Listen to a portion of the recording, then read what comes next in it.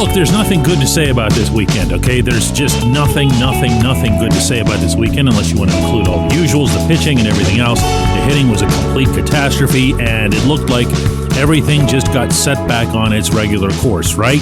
Well, maybe not. Maybe not. Good morning to you. Good Monday morning from Seattle. I'm Dejan Kovacevic of DK Pittsburgh Sports, and this is Daily Shot of Pirates. It comes your way bright and early every weekday. If you're into football and or hockey, I also offer daily shots of Steelers and Penguins in the same place that you found this. Mariners 1, Pirates 0. Copy and paste from the previous night. Exact same score. Copy and paste from seemingly a dozen other games this season. The Pirates have now been shut out 14 times this year. More than any other team in Major League Baseball. 14 times they've been shut out. And because that couldn't possibly be enough, they also made history by becoming the first team ever to shut out an opponent in 3 consecutive games and then to get shut out in the next 3 consecutive games. Just in case you're wondering if they ran into some tough luck here, no, they struck out 36 times and they had one extra base hit in the entire series. That was a Nick Gonzalez double in the Friday opener. I asked Isaiah Kiner-Falefa after the game yesterday, basically what happened. Yeah, I think, this is baseball. So hopefully, hopefully we just get back on another streak. Not what we envisioned, but I think we just stick to it. As fast as we flip things around over there, we could do it again. So we just got to stay within ourselves, and the hardest thing is going to be keep trusting. So keep trusting. We just got to keep trusting it. Can't lose faith. And I actually didn't know until the other day when I think they said they ripped off 14 before. Yeah. So I think I've never done that on a team before, but a lot of the guys have been echoing that at any time, at any point, they've been known to get on these streaks. So just gotta try to shorten it up. So I think you can shorten them up and turn it around right away. Hopefully we can get something going. They threw the ball well. So IKF's a real finger on the pulse kind of guy in that clubhouse, and I accept what he has to say on pretty much anything. My own feeling on this, and I don't care if you roll your eyes at this or whatever, but I felt like Danny Wu, the kid that Seattle had starting Friday night, really messed them up. They weren't ready for him. They hadn't seen him before. And poof, just like that, all that confidence they had that they brought here from Pittsburgh just was gone. It just evaporated. The next night, Luis Castillo pitched really well, was mixing his 4-seamer and 2-seamer, keeping the Pirates off balance the entire game. And then by that time, George Kirby had easy pickings in the game yesterday because they'd been wrecked. They need to basically just start over again, and they can do that beginning tonight in Kansas City. In the interim, how about they fire Ben Cherington? No, really, let's not forget what's actually at the root of all of this. It's that the general manager doesn't know anything about hitting or identifying hitting talent or developing hitting talent or instructing hitting talent. And over the course of the weekend here in the lovely Pacific Northwest, I invested most of my time in a lot of conversations with a lot of people related to a lot of things about the state of this team, about the state of this franchise. And the funny part of this was, to be honest with you, when I started out, when I got here, I was digging, and I mean digging, for what I perceived to be positives. I loved the way they played in those 6 games back home. How could you not? How could you not respect the way they were hitting, the way they were pitching, the way they were playing in the field, the way they seemed to be coming together, and all of those facets seemed to be coming together. I know it was 6 games. I said so at the time. Doesn't mean I didn't like it. So I started asking questions about that. How is it that you all of a sudden got good? You didn't just learn how to be fundamental dudes. Where'd the defense come from? Don't tell me that Don Kelly taught you how to catch a baseball. Well, as the weekend went on, those answers gradually began morphing into something else. They began morphing into what's wrong. And what's wrong with this organization, and this will be no surprise to anybody at all who's ever listened to even one episode of this program, is the executive atop baseball operations. And that applies on countless levels. The players are disillusioned by his continuing presence, especially after Derek Shelton was fired, and rightfully so. The players never saw daylight between Shelton and Cherington.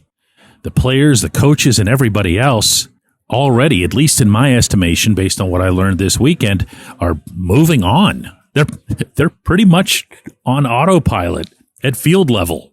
They're relying a lot more on instinct than on the analytics, the application of what's being put forth on the field, and yes, that includes the fundamentals, has been rooted a lot more in 1975 than in 2025.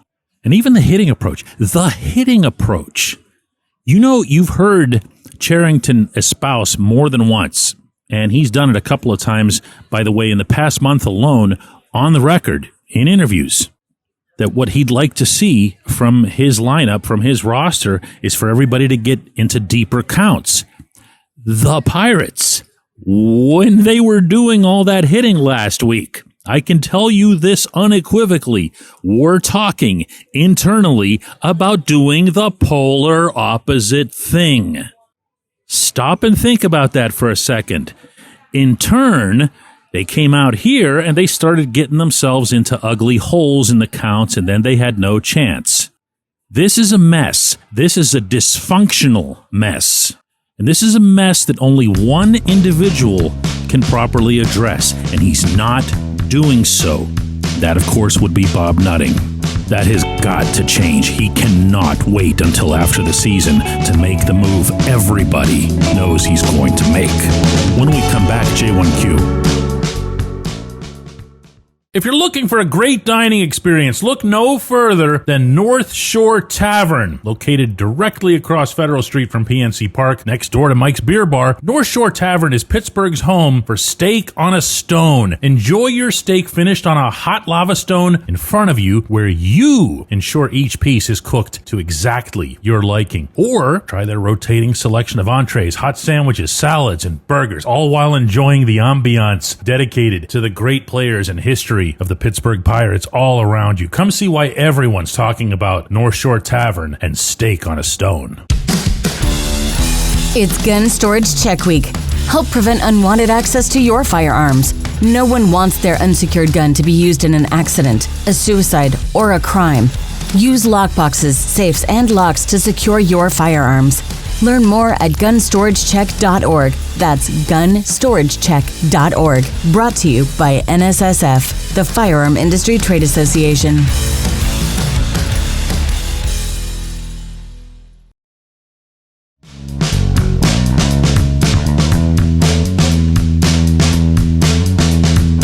And today's J1Q comes from Chris Dolnak, who says, DK, the Seattle series was another yawner, even with Paul Skeens pitching out there. What I want to know is, how did you and Dolly enjoy the city these past 3 days? Well, normally I'd stick to baseball after a weekend like this, but I don't think anybody else wants to hear anything about these games more than what I just ranted about in the opening segment. So I'll put this forward. The Pacific Northwest in general of the United States is wonderful. The city of Seattle is that much more wonderful. There's a real sense of identity, a real sense of place, and there's pride here too. You can feel that. From a baseball perspective, you know, the Mariners really aren't that different. I'm anything but a native here, but I've gotten the sense for a long time that there's pride in the baseball club, even though they've never won anything other than some division titles. They've had Ichiro, they've had Junior, they've had Edgar, they've had the big unit, they've had impact players, obviously. And heck, they've got the story of the year right now, I think, in Major League Baseball in Cal Raleigh and his 35 home runs, 2 of them courtesy of Bailey Falter the other night. But, you know, I'm not going to lie to you, Chris. Flying out here, especially after what happened over the previous week in Pittsburgh, this wasn't what I was looking forward to. I really maybe I'm just dumb, okay? But I really felt like that there was some hurdle that got crossed back at PNC Park. Not that they were going to win every game that they played, not that they were going to score a bazillion runs like they were against the Mets or anything like that, but just this pathetic batter after batter after batter, these miserable plate appearances that look identical. They almost look like, and if I didn't know better, I'd think that they might be like they're giving up, like they're quitting on somebody. But that's just not the case.